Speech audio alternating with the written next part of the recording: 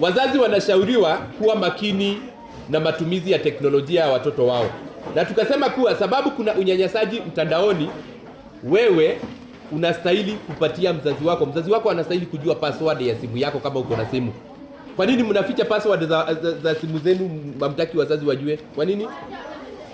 Kwanza, simu ni hapa kukatazanga tusiongee na marafiki, wakwambia watch kama cheza game ama watch pekee nini YouTube. Sasa sisi kama WhatsApp nenangu deka secret code unaficha hapo marafiki zako. Masa ameenda nje una chat, ikifika unatoa alafu tena unaitoa penye unaonekananga, unajifanya uko na watch YouTube. Mwingine, kwa nini mnaficha password kwa wazazi wenu? Mnaweka secret code? Kwa nini? Naam.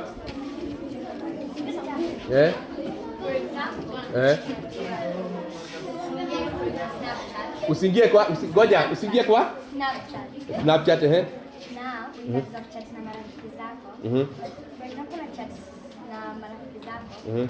Na kama unaweka secret code, mzazi wako anaweza ingia na Na kwa nini kama sasa mnazungumza na rafiki yako, si ndio? Kwa nini uweke secret code? Kwa nini? Mzazi asiaone hayo mazungumzo? Si mzazi anastahili kuona hayo mazungumzo? Anastahili kuona ama anastahili? Si anastahili kuona? Haya, acha tumsikize huyu. Unajua, ukienda Snapchat, kuna kitu unatumia marafiki zako, alafu anakutext.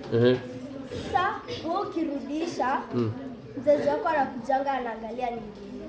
Alafu akiona tuna chat na yeye, anakunyang'anya simu anakuambia isimu sikurudishi.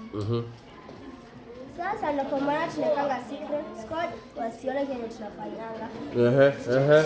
Mwingine nam? Sio tunakanga secret code. Mtu anaweza follow by mistake na akutumia something ye haifai anakuharass. Sasa tunakanga secret code. Mzazi anaweza ingia aone na saizo wewe hujui, alafu tena akuwekelea mna chatting na yeye anakuonyesha vitumba. Ndio maana tunakanga secret code. Mwingine, kwa nini unaweka sim password?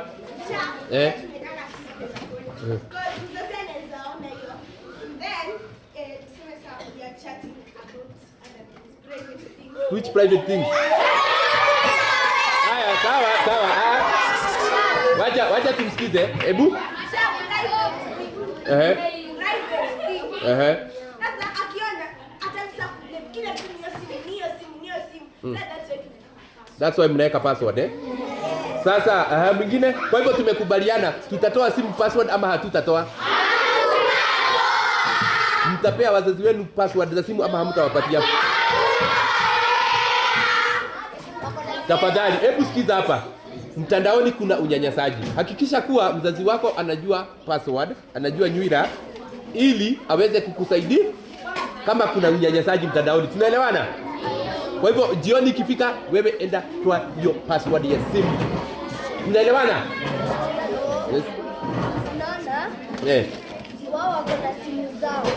Alafu simu yao ikiisha moto, wanakuambia chapu kwanza nione simu yako, nione kenye unafanya. Akichukua, for example, kama una text na best yako kijana, ataanza kuoverthink. Wazazi wana overthink.